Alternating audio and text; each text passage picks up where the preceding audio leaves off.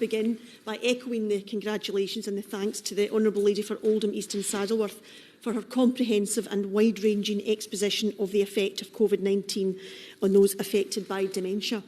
Now, Mr Chair, I and probably several other people in this chamber today participated in a debate yesterday on family visit access in health and social care settings during the Covid-19 outbreak. And the two subjects, that one yesterday and the one today, although they're different, there clearly is significant overlap, and I'll try very hard, Mr Chair, not to repeat myself too much. And of course, these are matters in Scotland which are devolved to the Scottish Parliament, but I think in the spirit of the fact that we face common challenges, it's quite appropriate for members representing Scottish constituencies take an interest and contribute to this important debate. There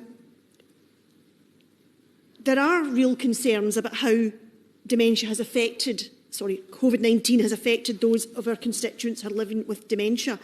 And we've heard repeatedly across the chamber today that the effect on those living with that condition has been deeply distressing, and the consequences have been far-reaching and profound. And I want to say a little bit more than I did yesterday about my own personal experience or insight into this, because my mother-in-law Iris is in a care home in Saltcoats in my constituency.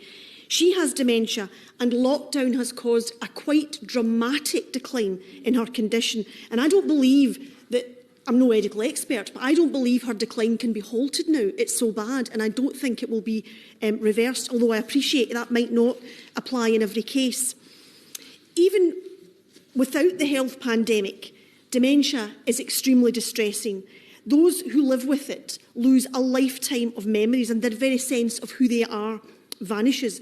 And when I think of my mother-in-law Iris, just a few short years ago, she was a Glasgow City Councillor, long-serving councillor. She was a marathon runner. She had run marathons all over the world. She thought nothing of travelling to the other side of the world simply for the joy of sightseeing on her own.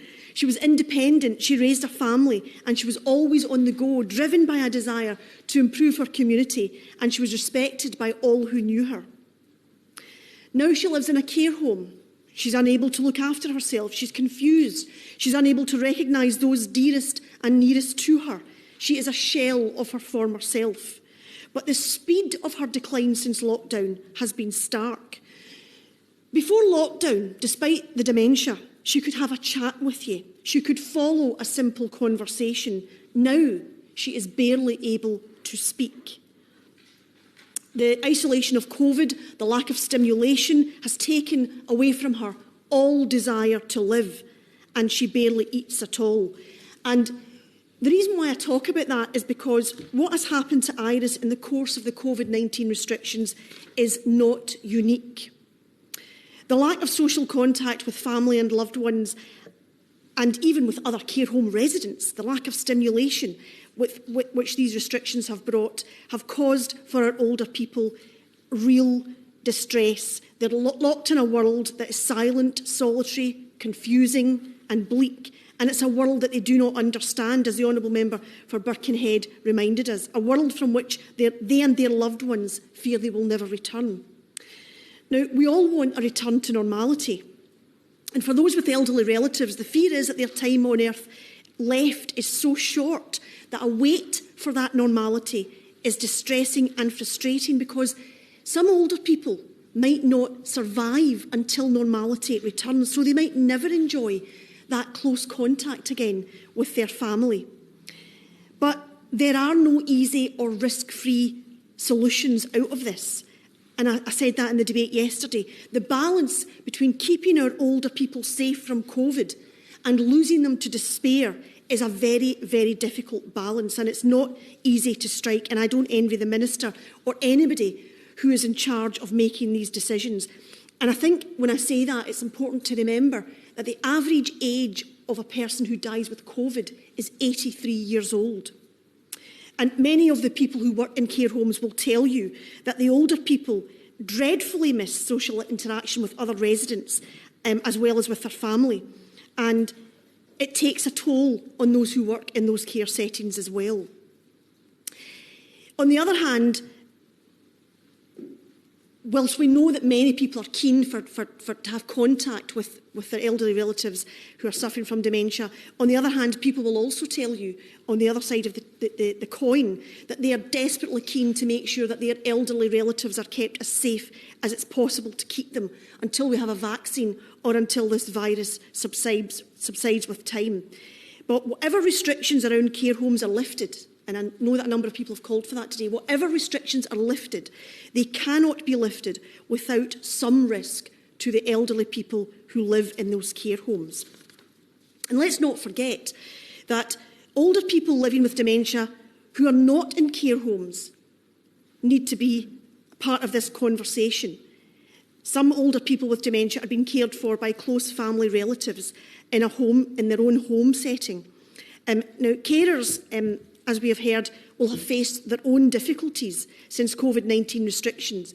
They themselves will be cut off in that sense and left on their own to manage as best they can with their caring responsibilities. Respite will be difficult to find, and shielding and Covid-19 precautions shrinks their world as they cope with this state of limbo in a world that has become for them much smaller. The Scottish Government has been in regular touch with carer representatives to ensure that their concerns are fully understood, and supporting unpaid carers has always been a priority for the Scottish Government, much more so now in these difficult circumstances.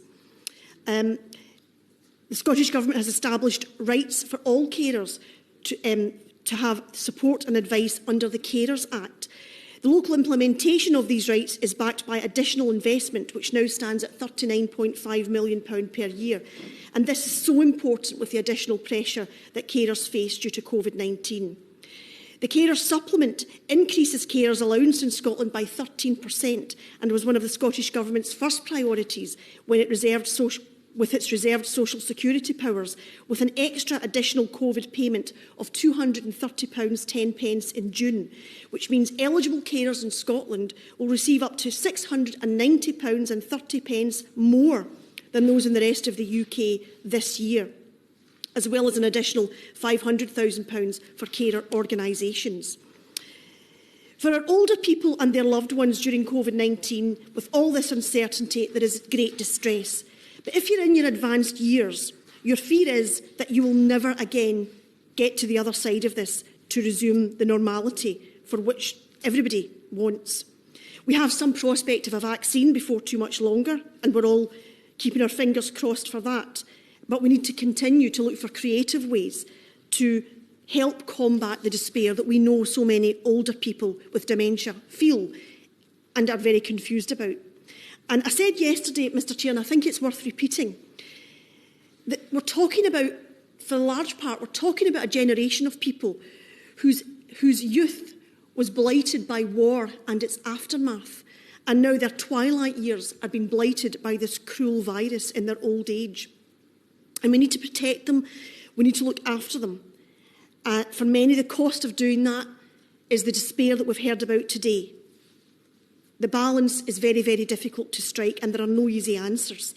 And I know the Minister feels the impossible weight of this task, trying to get this balance right. And I hope today she'll be able to set out today specifically what additional support may be available to those living with and those who care for those living with dementia as this virus continues to blight their lives.